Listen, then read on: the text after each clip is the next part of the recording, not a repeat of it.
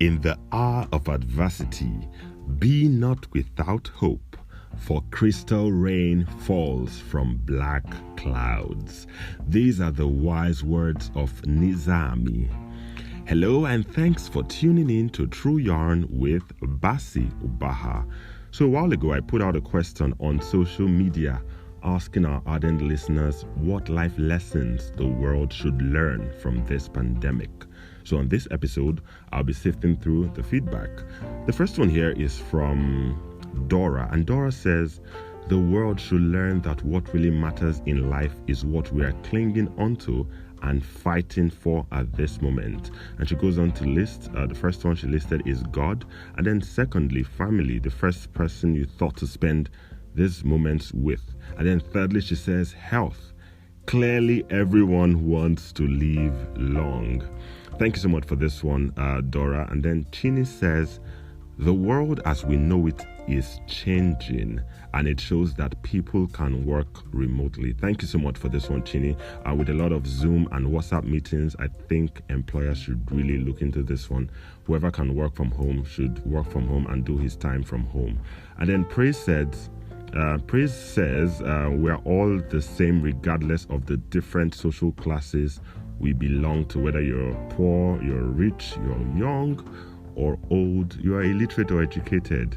We're all in this together. And then Helen says it shows the feebleness of human life.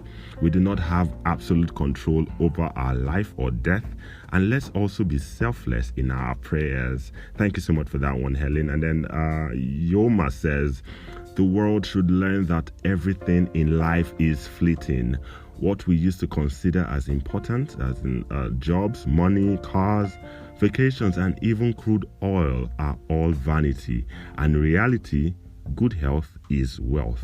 Moving forward, we must learn to value ourselves and the people around us as more important than the needless things we constantly seek to acquire. This was a long one, but it was very, very, very well worth it.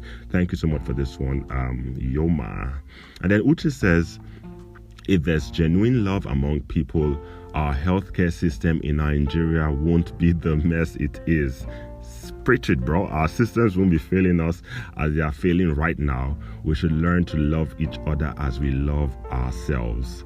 Thank you so much for that one, Uche. Sharon says, honestly, I think the world needs to learn preparedness for the worst situations and put structures in place to contain it whether it happens or not. Luisa runs a podcast as well. Luisa, thank you so much for this one. Yeah, she goes on to say, it shows now more than ever that the world can come together. The fact that something hasn't happened to you doesn't mean you shouldn't show concern and try to help out if you can. Like I see a lot of people giving out rice, beans, a lot of like materials. Like, you guys are amazing. Thank you so much for doing that.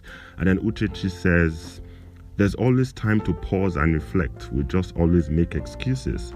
People that always felt like their companies will collapse if they are not there are now being forced to stay at home and work from home and spend time with family.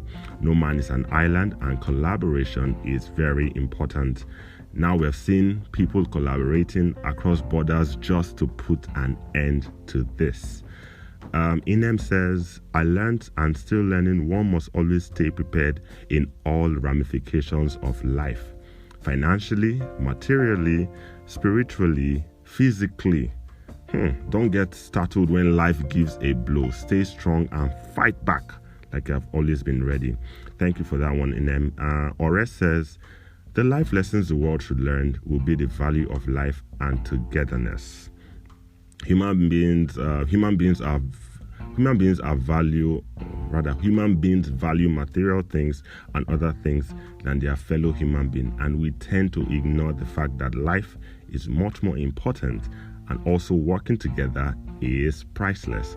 This pandemic makes us understand the real value of peace, love, unity, and respect in all ramifications.